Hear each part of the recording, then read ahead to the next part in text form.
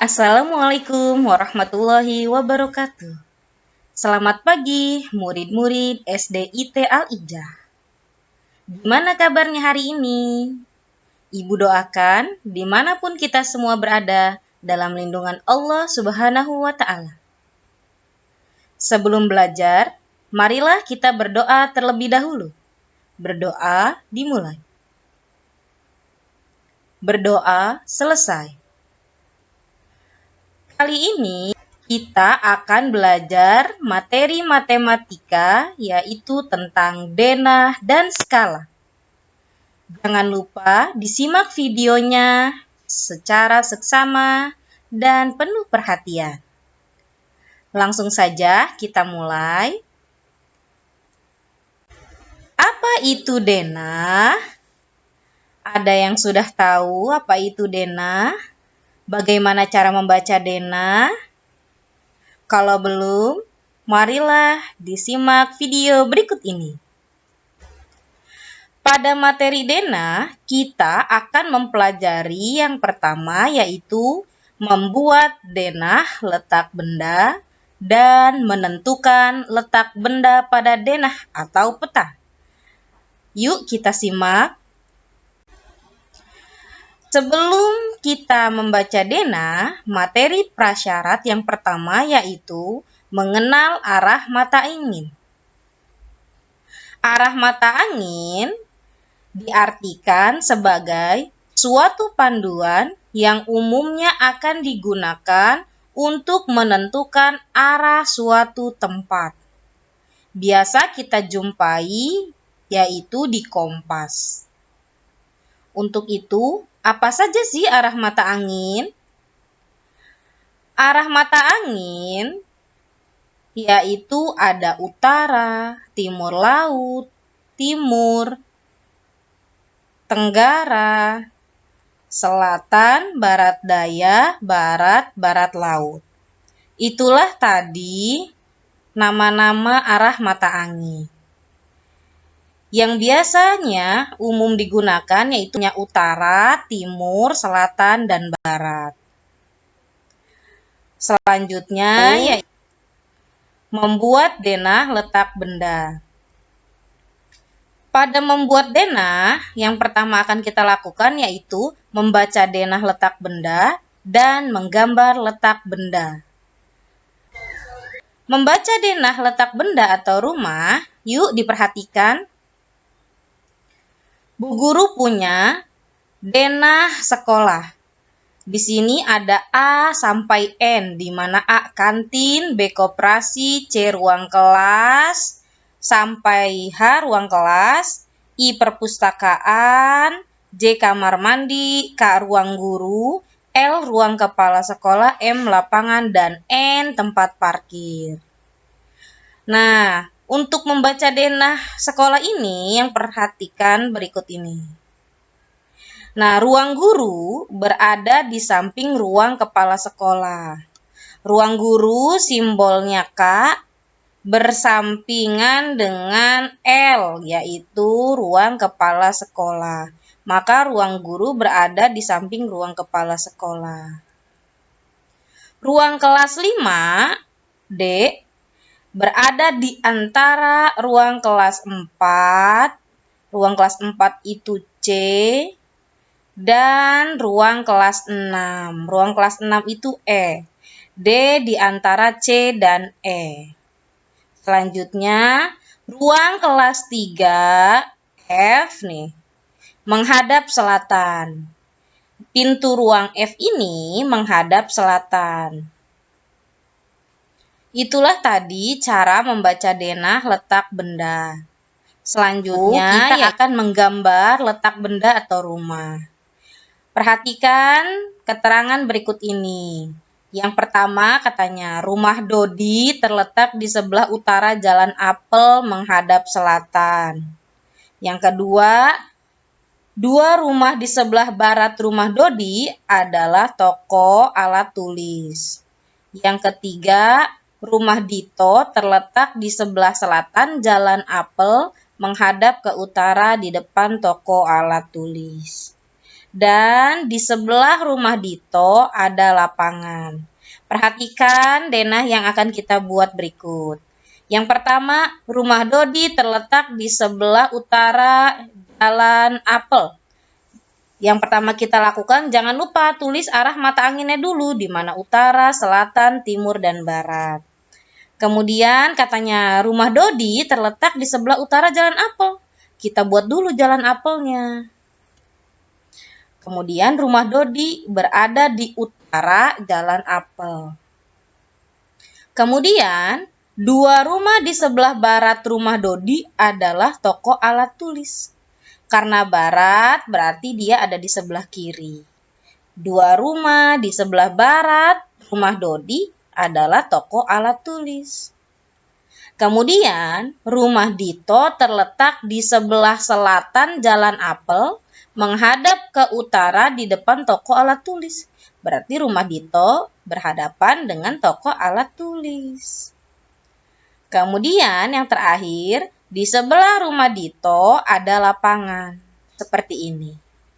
Gimana anak-anak? Mudah bukan cara membuat atau menggambar letak benda? Oke, selanjutnya menentukan letak benda pada peta. Perhatikan baik-baik peta berikut ini. Di sini Bu Guru memiliki peta di mana ditandai sumbu X-nya itu A, B, C, D, E, F, G, H, I, J, K, dan sumbu Y-nya 1, 2, 3, 4, 5, 6, 7. Cara menulis letak tempatnya seperti ini. Dari peta di samping, dapat ditentukan letak suatu kota sebagai berikut. Yang pertama, posisi kota Denpasar adalah sumbu X-nya Denpasar itu ada di G dan sumbu Y-nya ada di 6. Maka posisi kota Denpasar adalah G,6. Yang kedua yaitu posisi kota Gianyar adalah, cari dulu Gianyar mana? Oh, Gianyar itu sumbu X-nya di H dan sumbu Y-nya ada di angka 5. Maka posisi kota Gianyar adalah H,5. Selanjutnya yaitu posisi kota Singaraja. Kita lihat di peta Singaraja sumbu X-nya ada di F dan sumbu Y-nya ada di angka 1. Maka posisi kota Singaraja adalah F,1. Gimana anak-anak? Mudah bukan? Selanjutnya yaitu perbandingan sederhana. Perhatikan baik-baik. Pada pecahan 1/2 dapat dikatakan sebagai perbandingan, yaitu artinya 1 berbanding 2. Ditulis menjadi 1 dibagi 2. Gimana? Sampai sini paham nah perbedaannya? Bahwa pecahan 1/2 itu sama dengan perbandingan 1 berbanding 2. Sehingga pada pecahan 3/4 ditulis menjadi 3 berbanding 4. Kemudian pada pecahan 8/10 dapat ditulis menjadi 4 banding 5. Kenapa demikian? Karena pada pecahan 8/10 FPB dari 8 dan 10 yaitu 2. Maka 8 dibagi 2, 10 dibagi 2. Sehingga hasilnya 8 bagi 2, 4, 10 bagi 2, 5. Ini disebut sebagai perbandingan paling sederhana. Ingat, cara mencari pembaginya itu menggunakan FPB. Cari FPB dari 8/10. Didapat 2/2. Sehingga perbandingan paling sederhana dari 8/10 adalah 4/5. Gimana? Mudah bukan?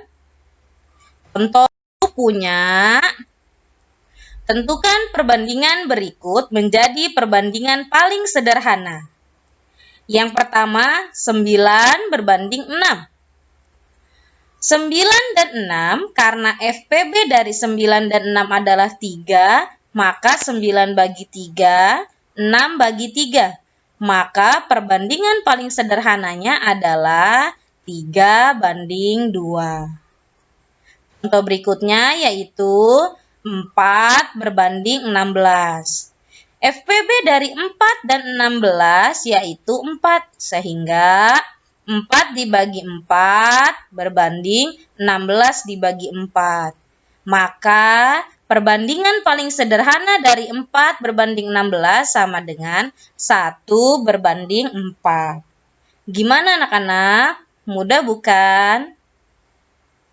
Yaitu selanjutnya menggambar denah menggunakan skala, di mana skala adalah perbandingan jarak pada gambar dengan jarak aslinya atau jarak sebenarnya.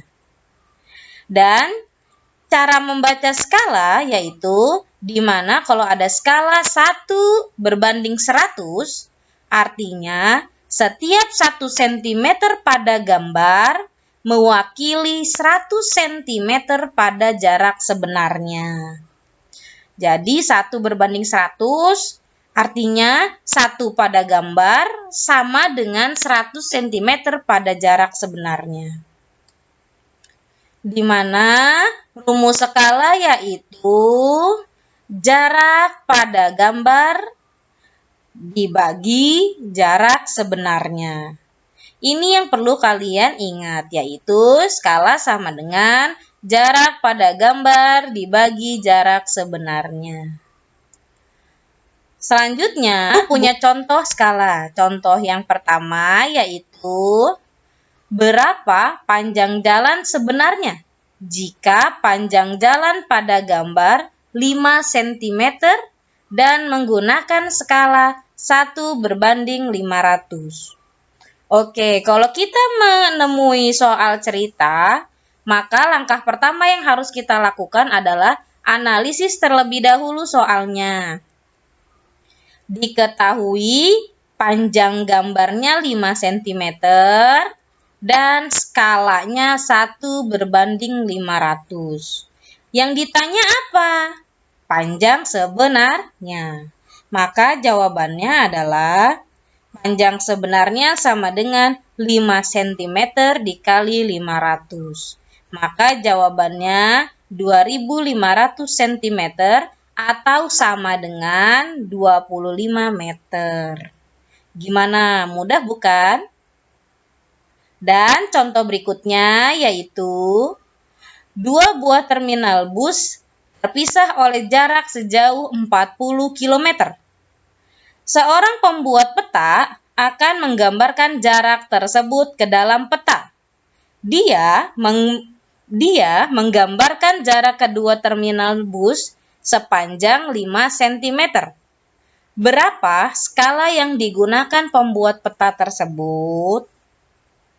Kita analisis terlebih dahulu, di mana diketahui jarak 2 buah terminal 40 km. Jangan lupa, satuan kilometernya kita ubah terlebih dahulu ke cm. Maka didapat 4 juta cm. Kemudian, jarak pada petanya 5 cm. Yang ditanya, berapa skalanya? Maka jawabannya, skala sama dengan jarak pada peta dibagi jarak sebenarnya. Jarak pada petanya 5 cm, jarak sebenarnya 4 juta cm. Maka skalanya 1/800.000. Atau ditulis sehingga skalanya menjadi 1 berbanding 800.000. Gimana anak-anak? Mudah bukan? Oke, selanjutnya untuk lebih jelasnya silakan dikerjakan tugasnya, yaitu halaman 113 sampai 115 buku paket Matematika Platinum nomor 1, 3, 4, 18, 19. Mudah-mudahan kalian paham materi denah dan skala. Dan kalaupun belum paham, silahkan langsung tanyakan ke Bu Ayu. Itulah tadi materi denah dan skala. Ibu akhiri dengan mengucap Assalamualaikum warahmatullahi wabarakatuh.